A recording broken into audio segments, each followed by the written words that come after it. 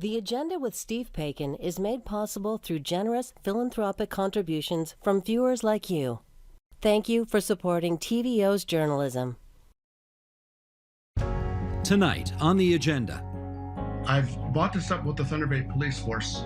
I've mentioned this, and it seems that there's a lot of bias to write off my daughter's death as just another suicide, or just another write-off as far as Indigenous investigations go. Then, later on The Agenda. With lambing, you're out there all the time. I mean, you can be out there all night sometimes. They're difficult lambings where I have to get right in there and move lambs around and change their position before I can deliver them. And yeah, it's challenging.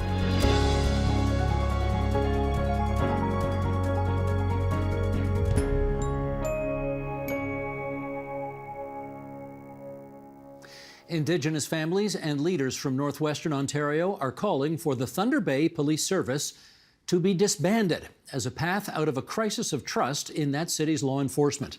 This comes after the OPP laid multiple charges against the former police chief there, as well as calls from the Anishinaabe Nation for an outside service to investigate the recent deaths of Indigenous people.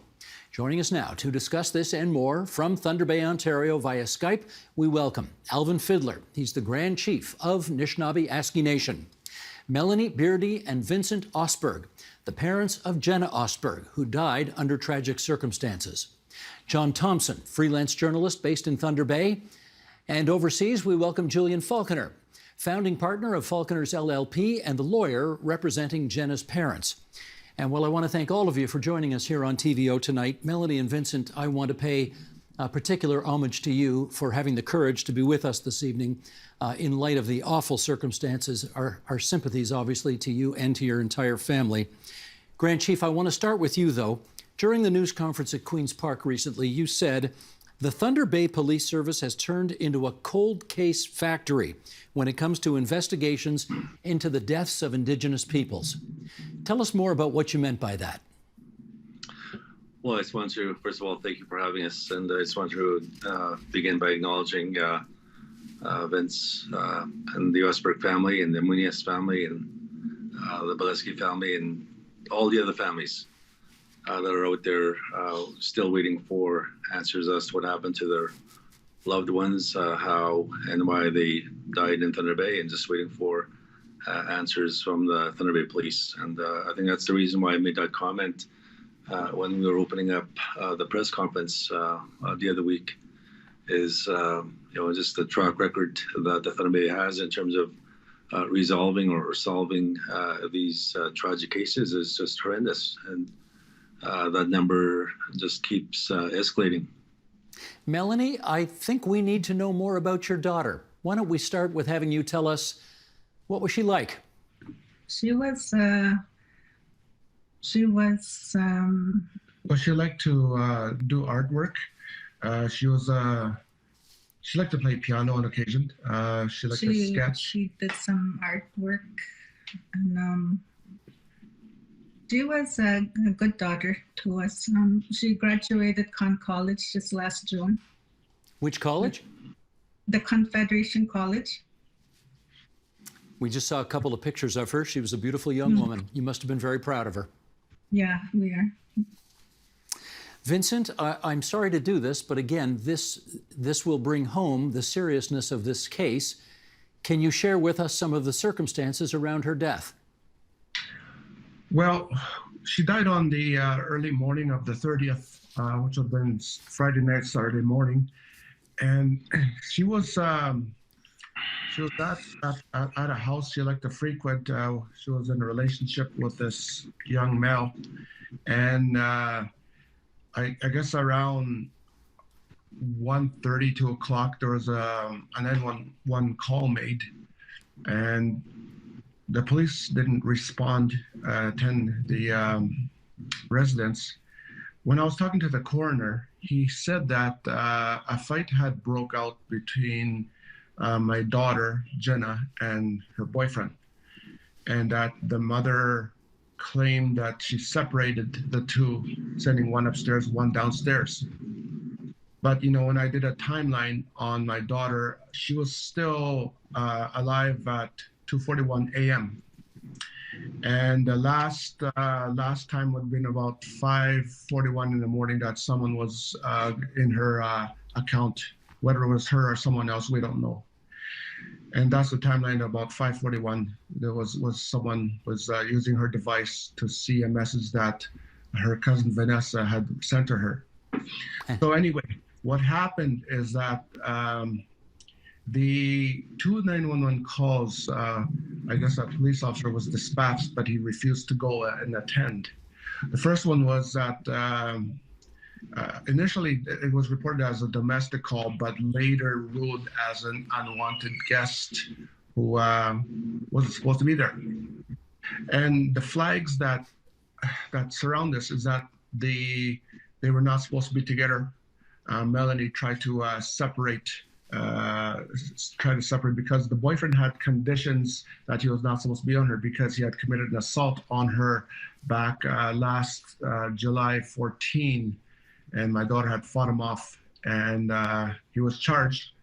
And later on, my daughter was in another violent incident with this person, and she had been cut or stabbed in the leg, and a body map was done. And we also have a chat screenshots, which I had forwarded to Thunder Bay Police recently, and also to SIU, that she confirmed that it was him through the Facebook post. Vincent, let me follow up with this question, though, because I think our viewers and listeners need to know you're a former police officer, so you would well understand how this investigation was done and whether it was done well or not. What conclusions have you come to about that? Well, I've worked on another case before. What tends to happen too is that because of personal biases, whether it's racism or ignorance or stupidity, sometimes the truth is very plain and simple. Like in our daughter's case, when they came to the conclusion that she suicided, I immediately asked for forensics for handwriting analysis to be done on what is written on her arm, saying, "I'm sorry I did it in your room." I wanted to confirm whether it was her writing or someone else's, and I provided handwriting analysis to the media, or my wife did, and I provided handwriting analysis to the SIU and to the Thunder Bay Police Service, I meant. So along with that, the handwriting analysis I expected to be done. I also had to touch on this. It's like the circumstances where my daughter died was that it was allegedly by hanging, but it wasn't a noose, it was a clothesline style hanging. And my argument is that a person cannot remain standing on a clothesline style hanging. They would have to fall down when they're unconscious. And I've brought this up with the Thunder Bay Police Force. I've mentioned this, and it seems that there's a lot of bias to write off my daughter's death as just another suicide, or just another write-off as far as Indigenous investigations go. Well, let me get your daughter, let me get your lawyer into this as well and get his characterization of this. Julian, you've done a lot of cases over the years trying to get justice for people. How would you characterize the Thunder Bay Police Department's efforts on this one? It's part of a pattern, Steve. In my 34 years, I've never experienced this level of utter incompetence on a systemic-wide level. It's important to appreciate, first and foremost, that this is the same police service that in 2018, in the Broken Trust report done by the OIPRD, the complaints agency for the province, they found the entire police service to be systemically racist against Indigenous people and attributed the incompetence in death investigations to the biases and stereotypes they had about Indigenous people.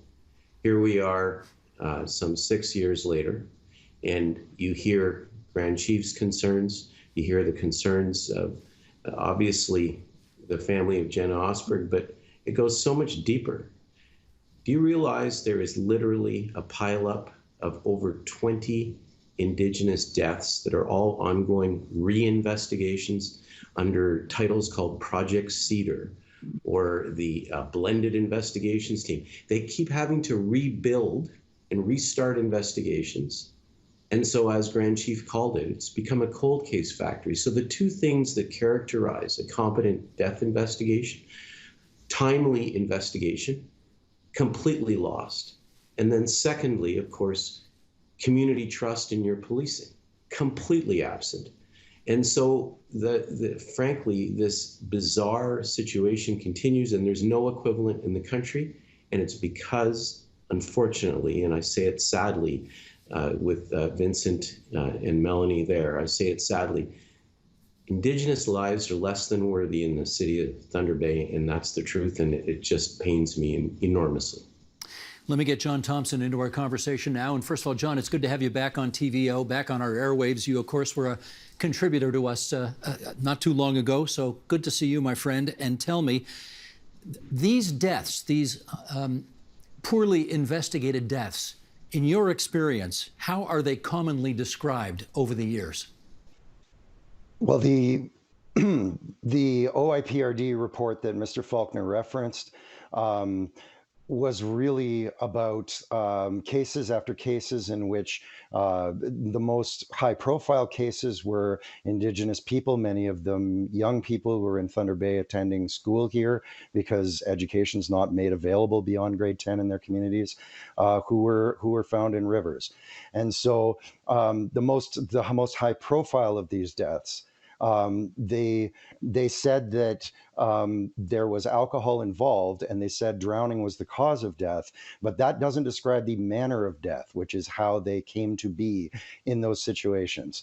So to further Mr. Faulkner's comments, this is a 30-year saga where inquests into unsolved deaths of children, Indigenous people who have died in police custody, the confirmation of systemic racism by Ontario's police watchdogs. There have been failed reinvestigations into those deaths. Twice in 5 years, Ontario's usurped the authority of the police board.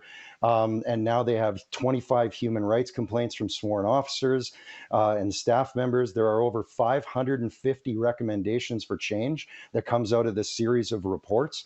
And even according to an expert panel that the board's public relations firm designed, those are not being implemented expeditiously. And now we have the arrest of senior members of administration, and new cases like the ones we're describing here continue to arise. Can you follow up on that? I mean, the previous police chief was charged. Tell us about that. Sylvie Hoth and her lawyer, Holly Walborn, along with a staff sergeant, Mike Dimony, were charged with obstruction of justice, obstructing police officer, or peace officer, sorry, and breach of trust by public officials. And that ties back to a couple of stories that we featured in a Crave documentary that I helped produce entitled Thunder Bay. In which the senior administration put the Indigenous board chair, Georgianne Morso, under a surveillance order on her phone for attempting to root out corruption in the police department. And they thought they had her on breach. They were announcing publicly that she was leaking information to the media, and that the board was unified except for this one member. And that, as of a week ago, a report that has been produced by the latest administrator to rule over the Thunder Bay Police Service says that exonerates Morso in full and the officers who have been attempting to root out the corruption in the department. And so these problems are not limited to Indigenous deaths, although I appreciate TVO's attention to this being the central issue at the bottom of it all. Sure. I want to read a statement here from the current police chief in Thunder Bay, Darcy Fleury, and then Grand Chief, I'll get you to comment on this. But here is a recent statement of his where he says, "We will continue to do our work to achieve the closure families deserve, including fully cooperating in any investigations into or complaints regarding the Thunder Bay Police Service. I know the service is under scrutiny. I take very seriously my responsibility to build confidence and welcome the involvement and wisdom of Anishinaabe Nation and other Indigenous community leaders at any time as we continue in our commitment to advance truth and reconciliation." Okay, Chief Fiddler, what do you say to that? Well, we as you know, we were here a week and a half ago to do a press conference with the along with the three families. And what we heard consistently from the three families, and I know other families as well that were not here, is just they don't hear anything at all from the Thunder Bay Police, that there is just a wall of silence there, that the Thunder Bay Police just don't communicate at all with families like Vince and Melanie. I'm sure would agree with that. And so I read his statement, and it's all reactionary, and we see it as just a one big PR exercise that they're now going through. They had pictures with the elders there the other week. They're trying to reach out to First Nations leaders, including myself. Again, all of a sudden, I'm being inundated with requests to have coffee or lunch with members of the Thunder Bay Police, and it just shows that they are not serious. Are you going to accept those invitations to get together? I'm sorry? Are you going to accept those invitations to get together with them?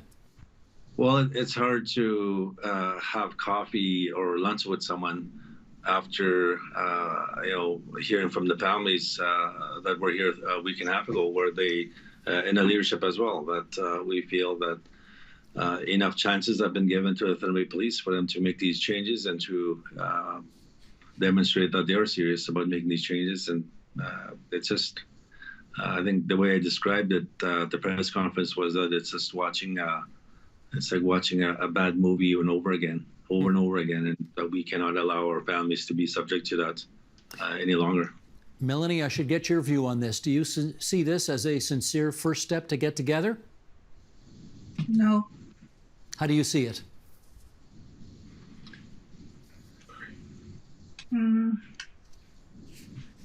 I don't know.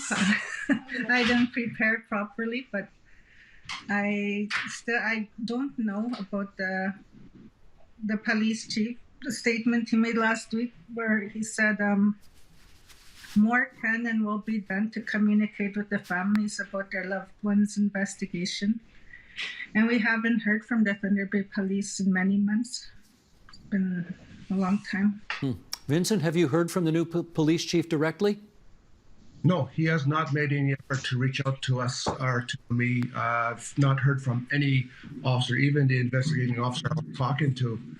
The last time I talked to the investigating officer, when I was talking about the body map one regarding my daughter for October 6th, his reply was that maybe she was there for an STD, even though I had specifically stressed that she had been she was a victim of an aggravated assault, which would be an automatic charge laid on the culprit. So these are the kind of issues that we are facing regarding Thunder Bay Police. Systematic racism, absolutely. Total disregard for someone because of skin color is a reality for many Indigenous people. Julian, as you read that statement, does it speak to you at all? It comes down to this, Steve. You have to understand the extraordinary history here.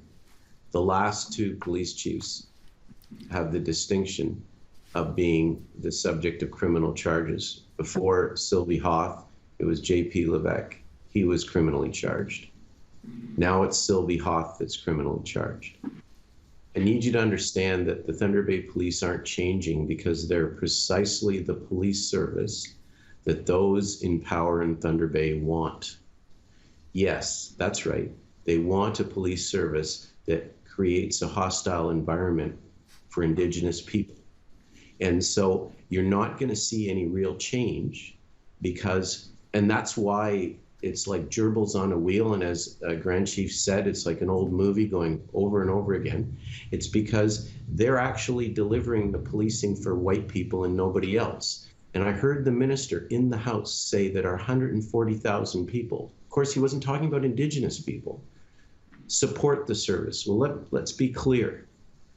If they were disbanded and an OPP was created, or any alternative that wasn't accountable only to the city of Thunder Bay, that was accountable beyond the borders of Thunder Bay, this thing would change. It would look different because what they do and how they do it wouldn't be tolerated. So it isn't about lipstick on a pig anymore. It isn't about patchworks. It isn't about administrators who know absolutely nothing about policing and have no involvement or cultural competence with Indigenous people. That's the last two administrators they put in charge of the board. So it's not about those things anymore. It's about a failed experiment that needs to be shut down. You have over 30 deaths that wait in a car pileup, a literal cold case factory, and nobody seems to care. John, I don't know anybody who knows more about what's possible, politically speaking, in Thunder Bay than you. You've been watching it for a very long time.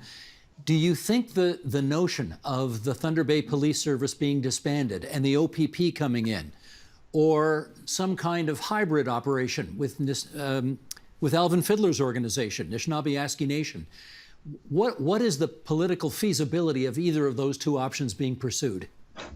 You're putting me in a difficult position to follow Mr. Faulkner on that. It is unusual for the OPP to police a community of this size.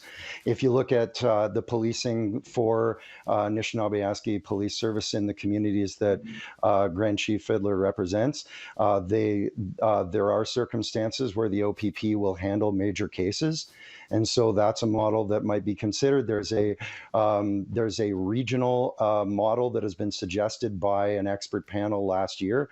And I mean, the OPP in Northwestern Ontario is resulting in the highest costs per capita for residential taxpayers anywhere. And there's no evidence that policing is any better. And so I think the suggestion that this become regional is something that local people are sort of warming up to. I haven't discussed it with the Grand Chief as to where he stands on that. It's very difficult to see that happening in the short term because, like, they're right to say that this continues to go around in a circle, and that what is at the center of it all is hubris. An inability to respond to communities and victims of crime, leaders, the board, members of their board, members of their staff, the lawyers who represent them, the journalists who are covering it. And it is difficult at this point to imagine how they recover to get to the point where we look at the news and the news is Plains land. Understand. Grand Chief, let me help my friend John out here by asking you the question that he was just discussing. Is there another option for policing in the Northwest that you think ought to be tried as opposed to what's happening now? Yeah, I mean, it wasn't the first time that we called for the disbandment of the Thunder Bay Police a week and a half ago when we were here. We said the same thing, I think 2 years ago or 3 years ago. After all these reports have been completed and released and all the recommendations that came out from those reports, and just the ongoing failure of the Thunder Bay Police Service to demonstrate that they're serious, to actually develop a plan to implement these recommendations, we're not seeing it. And it's creating harm. As a result, it's creating harm to Vince and Jenna's family, and to Melanie's family, and their daughter Jenna, and Bileski family, like all these families, and also it's important to know that they're also creating harm on individuals that have attempted to bring truth to light. Their bogus investigations, for example, on my dear friend Georgianne, to treat her like a criminal, and all those that have attempted to shed light on what is actually happening within the force is shameful. And you asked me earlier about the statement that Darcy Fleury released. Well, they could begin by apologizing to these people that they've harmed and continue to harm. That they need to acknowledge their failures, their shortfalls, and just start there. If they're serious about what he's saying in that paper that he released, well, start there. Well, we should say for the record, we did invite somebody, any representative from the police service, to come on this program, and they declined, which I guess is their right. But We'll see if they're doing anything behind the scenes. They chose not to avail themselves of this opportunity here. Jeyan, let me get you back in here in our remaining moments. And that is, I understand that you have helped the family, the Osbergs, with a complaint at an institution called the Inspector General of Policing in Ontario. And I guess what I want to find out is, does that institution have the authority to disband the Thunder Bay Police Service if that's ultimately what the consensus becomes? The short answer is yes. It's a new body, the Inspectorate of Policing. An individual by the name of Ryan Teschner is the head of the agency. The Inspectorate of Policing it has new powers to ensure that adequate and effective policing is delivered. I just want to emphasize, to drive home, when I think John quite properly spoke of hubris and obviously Vincent and Melanie's frustrations, and Grand Chief talking about these frankly empty gestures to reach out, understand what's actually going on. In the case of the death of Stacey DeBungy that dates back to 2015, one of the key cases that led to the Broken Trust report, and I act for that family as well. Still no answers. It's been sent, repeated investigations. Now they're doing a criminal investigation, still no answers. But hear this, Steve. The officer in charge of that investigation, when Detective Harrison, was found to be guilty of discreditable conduct at a hearing. The first of finding that I know of, basically that he'd conducted a racist homicide investigation, all right? So he's found guilty of discreditable conduct. Within months of the finding, Chief Fleury, our latest chief, approved him being Employee of the Month for the Thunder Bay Police Service, all right? What is the message to Indigenous people? So when the light of scrutiny goes off for even a matter of weeks or months, they're back to the same old intransigent police service. So yes, they have power. They should exercise it and bring this to an end, pure and simple. These families need alternatives now, though. So instead of us having an academic discussion, they need the deaths that are currently on the books of the Thunder Bay Police Service removed from their responsibility and sent elsewhere immediately, instead of waiting for them to fumble the ball and then picking up the pieces and adding to the cold case list. Vincent, I should give you the last word on this. Do you think the Inspector General of Policing should step in and disband the Thunder Bay Police Service? I would say yes. And the reason why I say yes is because when the Thunder Bay police officer on the night of my daughter's death twice failed to attend a call. They finally attended when she was deceased and found in the apartment. But, the spin that they're trying to put off is that my daughter allegedly left the residence when her body was found there. And I think that it's corrupt, it's incompetent investigation. And I do believe that the police inspectorate should disband the Thunder Bay Police Service and instate perhaps the Ontario Provincial Police. Grand Chief Alvin Fiddler, Julian Falconer, John Thompson, and most particularly Melanie and Vince, we're so grateful for all of your participation here on TVO tonight. Godspeed, everybody. Thank you. Thank you. Thanks, Steve.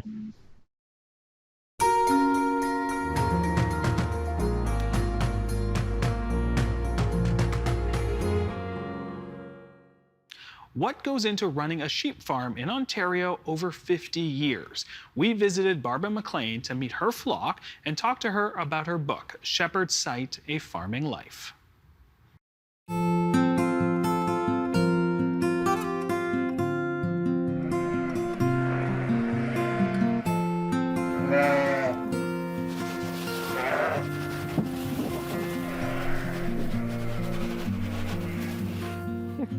Giving you some grain.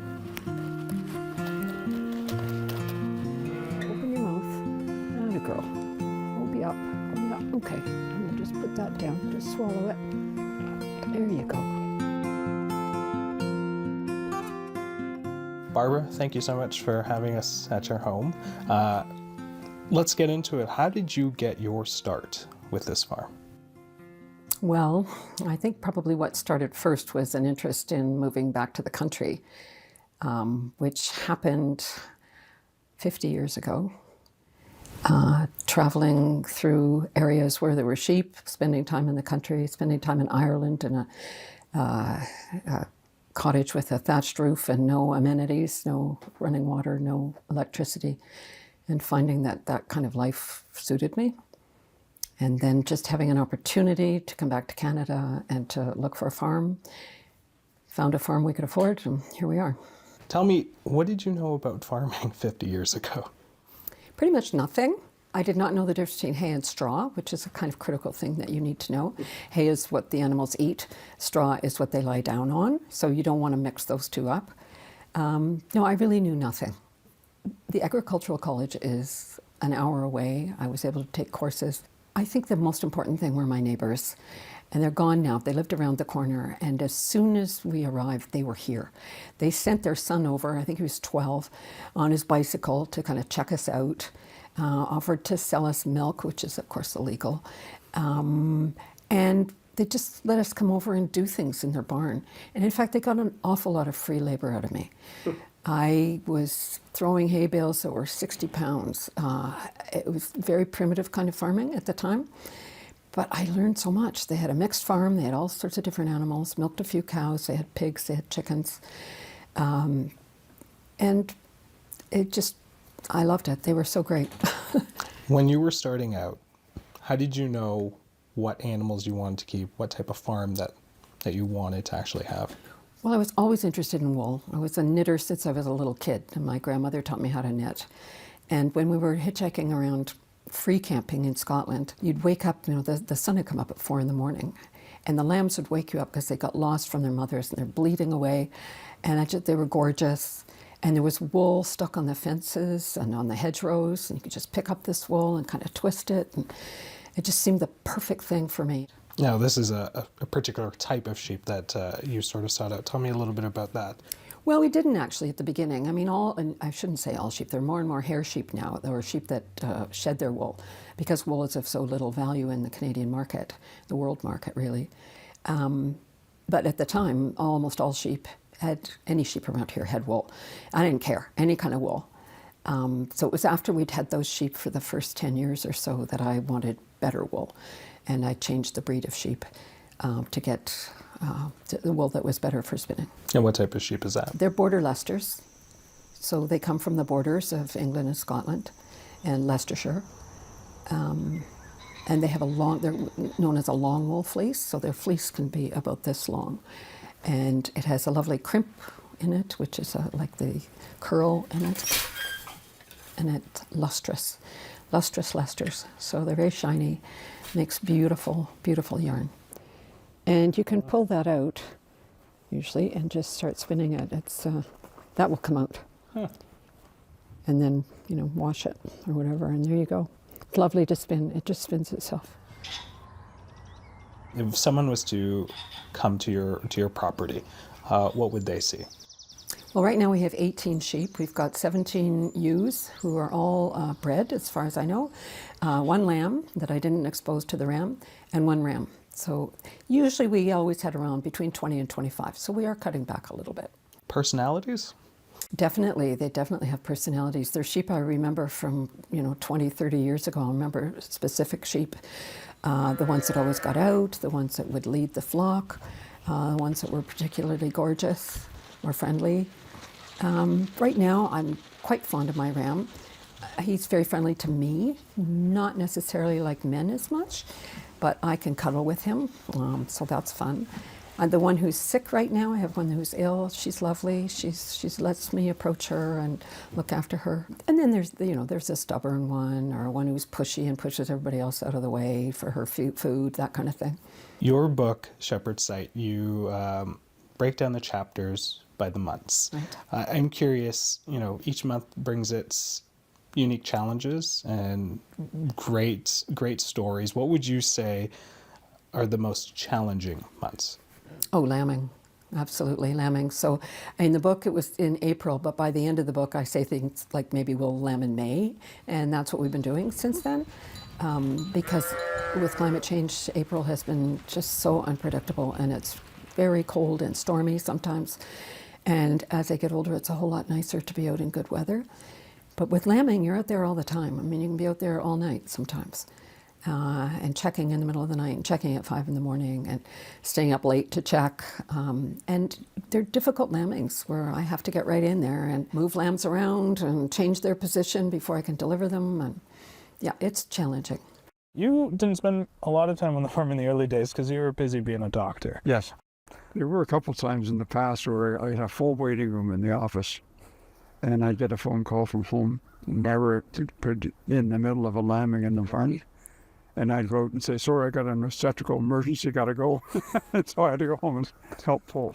In your book, you're quite honest in sort of the day-to-day sort of chores and tasks and challenges. At some point, we describe it, there are some bits sad at points. Indeed. When we talk about, just the deterioration of our bodies and health.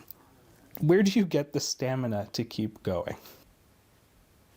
I don't know who I'd be if I didn't do this, for one thing. And I think everyone faces that at some point in their lives. But it also keeps me young in a way. I mean, I have a purpose. I have something I have to get out there and do. I can't just say, well, I'm going to sleep in this morning. I mean, I got to get out there and I got to feed those animals. And just the physical work of it keeps me fit. I walk every single morning. I don't care what the weather is. I do care, but I go anyway. And right now we have this puppy we're fostering, so I have to go and take her for walks. But I do it anyhow, and I just, I don't have to join a gym to stay fit, and that helps. I'm hoping you can describe some of the changes you've noticed in farming over the years. It's been like an industrial revolution, actually, in agriculture. And more than that, it's the kinds of farms. When we first came, there were still a lot of 100-acre farms, family farms, where they would have mixed farming. We don't use technology to any extent. I mean, I will certainly Google something immediately if I need to know it. But we have square bales, the old-fashioned square bales. Because they've come from a bale thrower, they're lighter. They're about 35 pounds, which is great because I can handle that.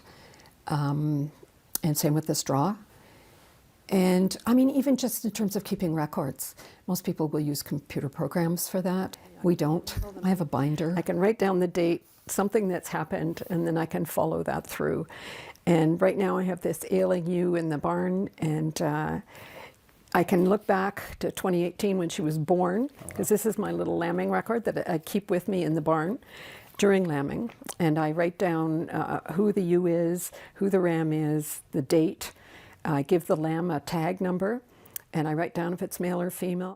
We know it's not a secret that Ontario farmers are aging out. From your experience in farming, is that becoming an issue in the province? Is this a conversation that you've had with other farmers? Oh, absolutely, absolutely. It's worrying. One of the things that's hardest for me is I've lost my mentors. There aren't any older farmers now for me to consult. And that's a real loss. Now, I am mentoring myself to a certain extent, which is great. Run ants. There are a few farm families around here that are going through the generations, and they're getting up to about 5, which is wonderful. But they're big, they're really big farms with thousands of acres, and that's what they have to do to make a go of it. And the price of land, I mean, nobody can afford to farm. To buy a farm outright is it's almost impossible. I mean, this farm was, less than a year's wage. I harbor a specific succession wish. There's no chance of my own children farming. They love lamb's quarters, but they have other landscapes, lakes, mountains. Fields and meadows are their past, not their future. The grandsons, however, are as yet undetermined. They're young enough to influence, and I do my best to encourage their love of the land. Ever since they could walk, they've gone right in with the lambs, meeting them at eye level, holding out a hand to be inspected. When bigger, they could pick them up, hand feed a bottle lamb, help a ewe to settle. And now they get right in and help with the difficult lambing, catch and hold a big laboring ewe. They love to feed the sheep, at first standing on old milk crates to reach the feeders, then throwing hay by handfuls down into the outside mangers. Now they handle heavy bales, right at the same time that I find it difficult. I'll need their help, and I hope I've groomed them well. This dream is unlikely, really. The farm is not big enough to support a family, And will their future choices allow for country life? The farm magazines are full of advice for succession, how to hand over the farm to a daughter, a son. But it's financial information, not emotional currency they address. I've seen what happens to gardens gone derelict when the gardener dies or moves away, to old bank barns that have been abandoned when the last farmer sells out to agribusiness. And I maintained hope that my grandsons, Ian and Alistair, will keep this farm in their hearts, if not with their hands. What do you say to the 20-year-old Barbara who had no idea what she was getting herself into, and just that there's going to be 50 years of challenges but also successes? I think I'd say lucky you. It's going to be a great ride.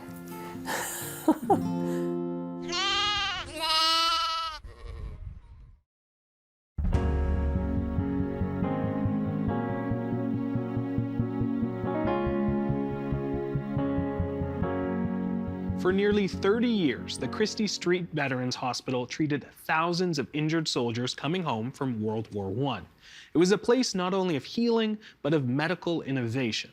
It's the focus of author Kristen Den Hartog's latest book, The Roosting Box: Rebuilding the Body After the First World War. I joined the author at her home to talk about the stories of hope and hardship she discovered within the hospital's walls.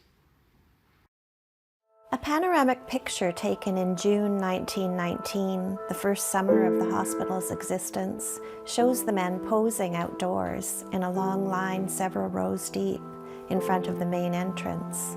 A few patients who've remained inside the hospital peer through the windows. The curved headboards of their iron bed frames are visible, pillows propped against each. Almost all of the subjects in the front row are missing a leg and pose with a pair of crutches. Behind them, arms rest in slings, sleeves hang empty. Are the men bored? Tired? Hot? The men are wearing their uniforms, but they don't have the smart, crisp look apparent in so many military portraits. Much of the clothing is rumpled and ill-fitting, hats askew, pocket flaps curling. The uniforms have seen action too. What made you want to write about the former Christie Street Veterans Hospital? I became curious about what the First World War was like in Toronto, where I live.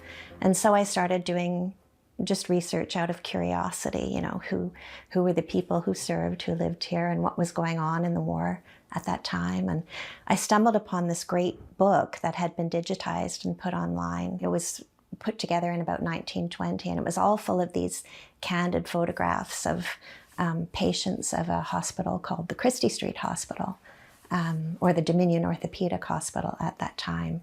It had these wonderful photos of people banding together with crutches and missing limbs, and different wards that were in the hospital. And then there were also pages and pages of names and service numbers.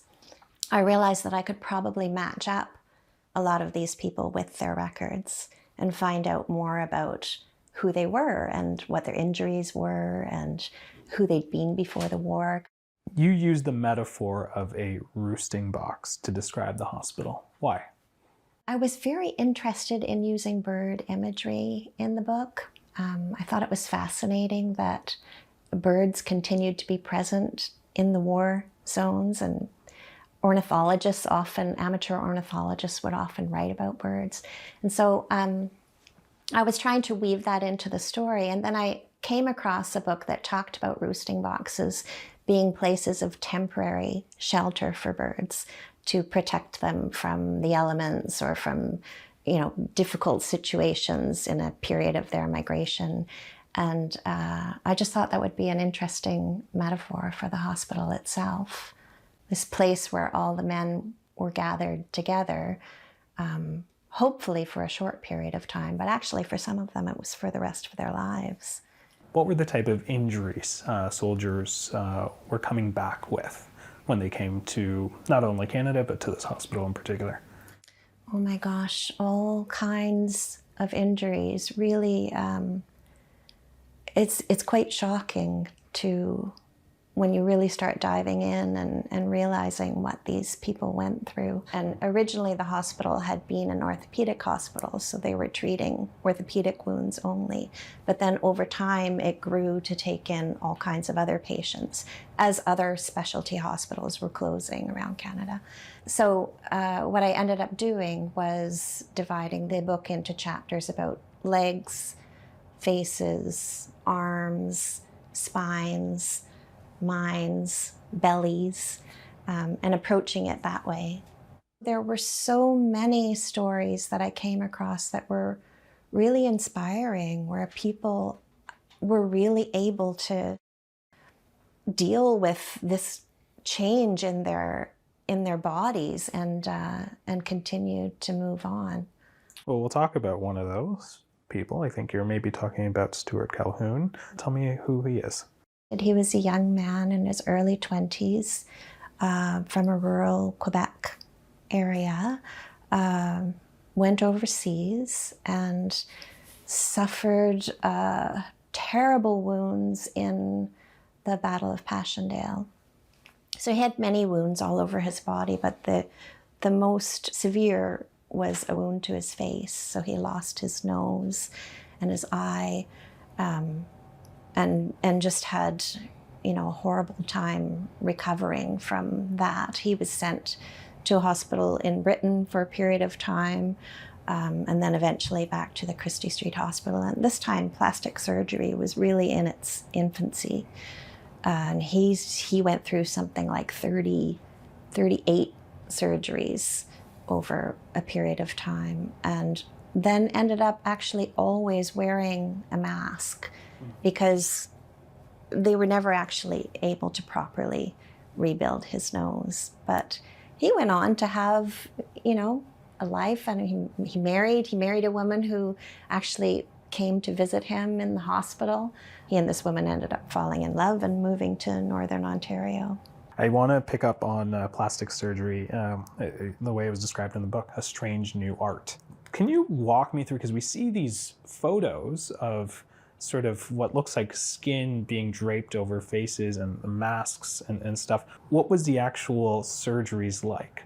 One of the reasons that this is so easy for me to visualize is that there were artists who would draw the stages of these surgeries. So this image comes from the University of Toronto archives, and it shows artists at work at the Christie Street Hospital. So you can see on the back wall, there's all kinds of drawings of the different patients and their wounds. And there's also photographs on the wall as well that show the men with their injuries.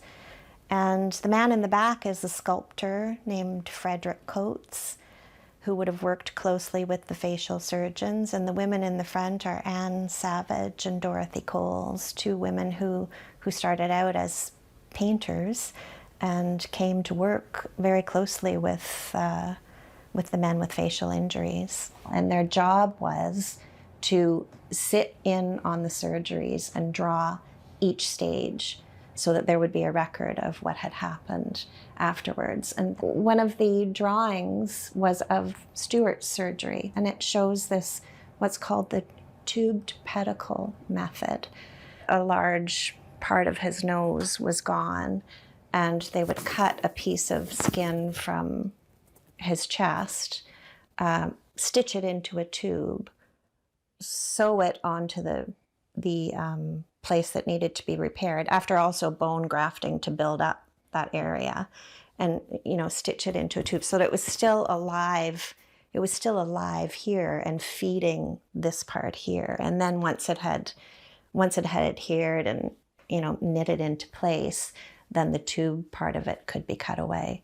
But these were also, you can imagine, you could only do tiny parts of these surgeries at a time, because each part that you worked on had to then have time to heal. So Stuart was in the hospital for a long, long time. And I became very interested in his story. So I started, snooping around. And I did this with a lot of the characters, trying to find family members now who could tell me just a little bit about the lives of these people then. And I found someone by the name Colquhoun from that general area in Northern Ontario where Stuart had settled after the war. But I couldn't find an email address or anything like that, but I found a mailing address, and I wrote a letter and asked, if this person was related, and just generally kind of very tentatively putting those feelers out. And I got a lovely letter back from this 90-year-old man who turned out to be Stuart's son. And he was in the hospital at the time because he had fallen and broken his hip. But he put all my fears at ease. He said, I would be more than happy to talk to you about my dad. So we ended up having all these phone conversations where he was able to really fill me in on Stuart's life and just add wonderful details that I would never have been able to come across otherwise. And then shortly after that, he died in the hospital. And this is something that happened a few times with people that I interviewed who were very old, who were children or grandchildren of the subjects that I was looking for. I think they were so happy that someone wanted to know the stories of these ordinary people. So it was really a special feeling to be able to do that just in time, One of the things that was quite unique was this rooftop ward on Christie Street Hospital. So this image is taken from the rooftop of the Christie Street Hospital. It's on one of the visits of the Prince of Wales to the hospital. And you can see here how the beds are very close together all along the roof, and they're in the bright sunshine. The rooftop ward was where heliotherapy went on. So the sun cure, what they hoped would be a cure for men with tuberculosis. So the men were put up there and they would basically bask in the sunshine. They had to do it gradually, a little bit at a time. At first, maybe 15 minutes, and then an hour, and then 2 hours. And but they would lie kind of exposed with sunglasses on, and it just became this kind of gathering place. A lot of the other patients would also go up and hang out on the roof ward, and 2 of the men who were patients on the roof ward started a little hospital newsletter called the Hamilton Mills Weekly, and they were probably very bored a lot of the time because they were being tuberculosis patients. They were supposed to be having just bed rest and just lying around in their beds all the time. But they had these mirrors rigged up also so that they could see different parts of the roof ward and different things going on. So, and one of the men did the writing for the newsletter and gathered these funny stories and made fun of other patients and nurses coming to steal their chocolate and all these kinds of things. And the other man would do the like little cartoon drawings and things for the hospital. Disease and illness was rampant shortly after the war. And for a lot of people who've just come out of COVID, if they're reading this, they might be like, this sounds very similar when we're talking about sort of the ads, the literature, the policies that were put in place of the flu epidemic that was happening, that you used sort of ads that you could easily have replicated here. How similar was that and how difficult was it to not only take care of wounded veterans, but also deal with an epidemic?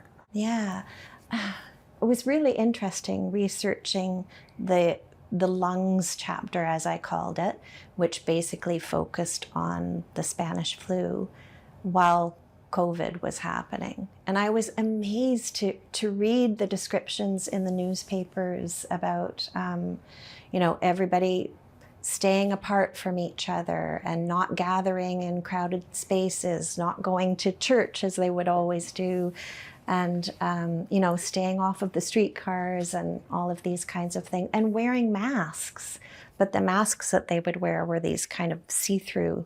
I don't think they probably worked very well. But also there were long descriptions. There were not enough trained nurses to be able to care for all of the people who were suffering from flu. So they were encouraging ordinary women to go to these workshops they would have that would tell them how you care for someone who's sick. And yeah, just an amazing time, especially, you know, going through COVID here and being locked down for much of the time that I was writing the book. It was really something. While the hospital is the centerpiece of the book, you take readers from the hospital rooftop to the trenches on the front line of the war, but you go on to mention while the war is over, there's still sadness. Tell me about what that actually meant. You see all these pictures. From us looking at this nowadays, we look back on all these pictures of everybody being so joyous at the end of the war. But then when you actually dig into the histories and the writings of what people actually felt, it was not that simple. It was very complicated. People had been through such misery. They'd lost friends and family. They'd maybe been horribly wounded. Maybe they'd even killed people themselves. And so when the war ended, it was kind of like, I'm sure it must have felt like, what was all that for? Like, how did we end up here? And then I think also, when you try to think of this period from the perspective of those people, to know that in a very short period of time, another war happened. So it was not the war to end all wars. I try to imagine how profoundly changed these people were from this experience. And it's really hard to wrap your head around.